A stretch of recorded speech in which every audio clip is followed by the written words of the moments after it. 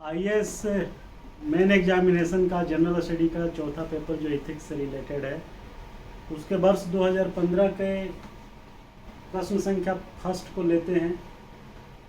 ये कह रहा है कि what is meant by environmental ethics, पर्यावरणीय नैतिकता का क्या मतलब है और why is it important to study, और इसका अध्ययन करना क्यों जरूरी है। दूसरा हो गया। तीसरा पार्ट है इसमें पर्यावरणीय नैतिकता की दृष्टि से किसी एक पर्यावरणीय मुद्दे पर चर्चा कीजिए। तो 3 सवाल है और समझिए 150 वर्ड्स का है, 50-50 वर्ड्स में आपको आंसर देना है। तो पर्यावरणीय नैतिकता का मतलब है right to live in healthy environment by anybody, किसी भी व्यक्ति का वो अधिकार जो उसे हेल्दी एनवायरनमेंट में, स्वच्छ वातावरण में, स्वच्छ पर्यावरण में रहने के लिए दूसरे के द्वारा ऐसा कोई काम न किया जाए, अनैतिक काम न किया जाए जिसकी वजह से पूरे जनमानस को, पूरे जन समूह को समस्या का सामना करना पड़े और उसे अनहेल्दी, अस्वस्थ पर्यावरण वातावरण में रहना पड़े। तो आपकी पर्यावरणीय नैतिकता का मतलब सीधा सीधा है कि आप कुछ ऐसा काम न करें जिसके वजह से दूसरे लोगों को उस वातावरण में रहने में समस्या का सामना करना पड़ रहा हो, पॉल्यूशंस का सामना करना पड़ रहा हो और किसी और तरीके की पर्यावरणीय क्षति पहुंच रही हो। तो ये आपकी ड्यूटी है कि पर्यावरण का हम प्रोटेक्शन करें, कंजर्वेशन करें और इसको जो है ऐसे बनाएं जिससे जो है दूसरे को, अपने साथ साथ दूसरे लोगों को भी कोई दिक्कत ना हो। इसका अध्ययन क्यों महत्वपूर्ण है, ये दूसरा पार्ट है।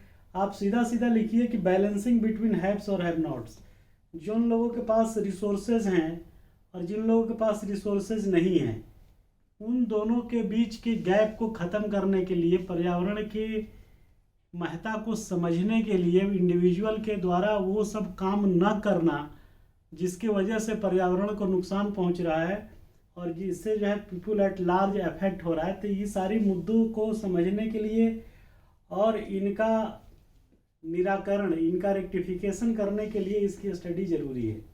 तो 50 वर्ड में आप इसको एलैबोरेट कर दीजिए। तीसरा कह रहा है इसमें कि किसी एक महत्वपूर्ण मुद्दे को जो है, पर्यावरणीय मुद्दे पर चर्चा करिए पर्यावरणीय नैतिकता की दृष्टि से। तो आप इसमें ये दीजिए कि जो लोग हैव्स हैं, जिनके पास पैसे हैं, जो रिच हैं, वो तमाम एसी, एयर कंडीशनर और ये सब चीज़ें चलाते हैं जिससे जो है CFC गैसेस निकलती है। तमाम मोटर व्हीकल्स घरों में रखे हैं जिनके वजह से जो है कार्बन मोनोऑक्साइड, नाइट्रस ऑक्साइड, ये सब गैसेस निकलती है।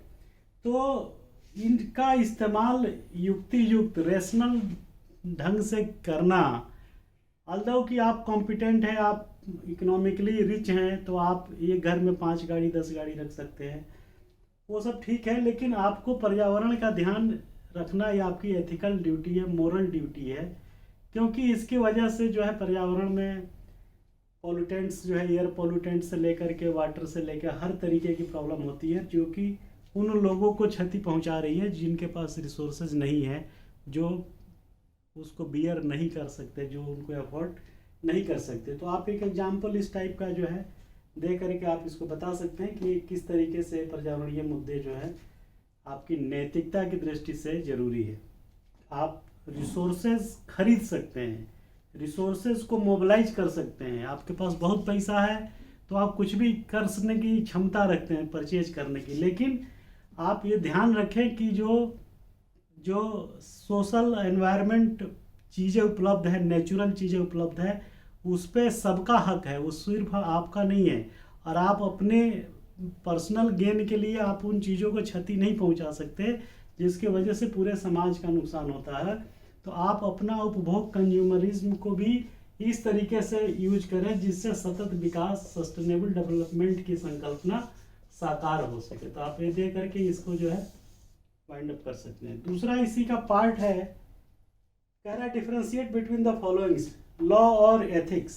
लॉ क्या है और एथिक्स क्या है।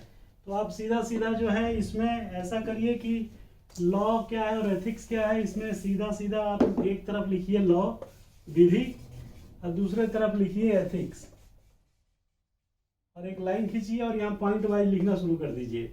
लॉ सेट ऑफ रूल्स है जो प्रेस्क्राइब्ड है, लिखित प्रणाली या लिखित प्रक्रिया के द्वारा बनाया गया एक सेट ऑफ रूल है, नियमों का। दूसरा क्या है कि अलिखित है, एथिक्स अलिखित है, अनरिटन है, और ये जो है मोरल वैल्यू और गाइडलाइंस का एक समूचा एक सेट है जो बताता है कि क्या सही और क्या गलत है। लॉ को नहीं मानने पे आपको ट्रायल कोर्ट की सज़ा हो सकती है, लेकिन एथिकल चीज़ों को नहीं मानने से सिर्फ समाज में आपको रिप्रीमांड हो सकता है, दिग्दंड हो सकता है। आपको कोई भी आदमी कहेगा कि आप जो है अपनी गैर जिम्मेदाराना बिहेवियर करते हैं। लॉ के बारे में कहा जाता है कि इसको जो है कंक्रीट शेप में देखा जा सकता है, मूर्त रूप में है। किताब है, उसमें लिखा है, बुक है, आप फिजिकली देख सकते हैं। एथिक्स अमूर्त है, इसका कोई शेप एंड साइज नहीं है, इसको आप फील कर सकते हैं, महसूस कर सकते हैं। सेट ऑफ परंपराएं हैं, लोक फोकलोर्स है, ट्रेडिशन से चली आ रही है, हम हमारे पूर्वज बता के उसको हम मानना है तो मानते हैं। लॉ के वायलेशन पे आपको पनिशमेंट मिल सकता है, लेकिन एथिक्स के वायलेशन पे पनिशमेंट का प्रोविज़न नहीं है। तो इतनी सी बात आप लिख दीजिए, चूँकि ये 4 सवाल है इसमें और चारों में 2.5 नंबर के हैं, तो कितना लिखेंगे आप समझ लीजिए। दूसरा है, इसमें डिफ्रेंशिएट करने वगैरह नैतिक प्रबंधन और नैतिकता का प्रबंधन। नैतिक प्रबंधन और नैतिकता का प्रबंधन दोनों में बड़ा फर्क है। नैतिक प्रबंधन का मतलब हुआ कि आप जब कोई डिसीजन लेते हैं, जो कोई काम करते हैं, जो कोई मैनेज करते हैं, तो आप उन चीज़ों को इस तरीके से मैनेज करें जिसमें नैतिकता हो। आप कोई ऐसा काम ना करें जिसके वजह से जो है आपका मोरल, आपकी जो कॉन्शियस है वो आपको धिक्कृत करे, तो आप ऐसा काम ना करें। वो है नैतिक प्रबंधन, जो किसी चीज़ का मैनेजमेंट के साथ साथ जो है मोरलिटी और एथिक्स भी उसमें इनकॉर्पोरेट रहे। आप कुछ ऐसा ना करें जैसे कि दूसरे को आहत हो और आप जो है अपना ड्यूटी खाली समझ के कर रहे हैं। तो ड्यूटी कानून के साथ साथ एथिकल रूप में से भी सही होना चाहिए। तो यह नैतिक प्रबंधन। और नैतिकता का प्रबंधन, ये इससे उल्टा है, मैनेजमेंट ऑफ एथिक्स, ये जस्ट उल्टा है उसका। मैनेजमेंट ऑफ एथिक्स का मतलब यह है कि जब कोई डिसीजन आप लेते हैं तो वो डिसीजन लेने के क्रम में, जब आप कोई डिसीजन लेते हैं तो उस डिसीजन के क्रम में तमाम जो डायलेमा आपके मन में आता है। जैसे आपने डिसीजन दिया, सपोज कि भाई कोई भीड़ है, कोई उपद्रव है, कोई आंदोलन चल रहा है, आपकी ड्यूटी है कि जब भीड़ जो है वायलेंट हो गई है तो उसमें आपको गोली चलाने का आदेश देना है सपोज। लेकिन गोली चलाने का आदेश देना ये कानूनी रूप से सही हो सकता है, लेकिन आपका जो उस समय इस ऑर्डर को देने में, उस समय आपके मन में ये सब भाव पैदा होगा कि यार ये अनएथिकल है, किसी का घर, कोई बच्चा, कोई आदमी, कोई बुजुर्ग, कोई महिला इससे मर सकती है इस ऑर्डर से। तो उस समय आपके मन में डायलेमा होगा, अरे यार ये आदेश दूं कि ना दूं, विड्रॉ कर लूं, क्या करूं, ये सब प्रश्न पैदा होंगे।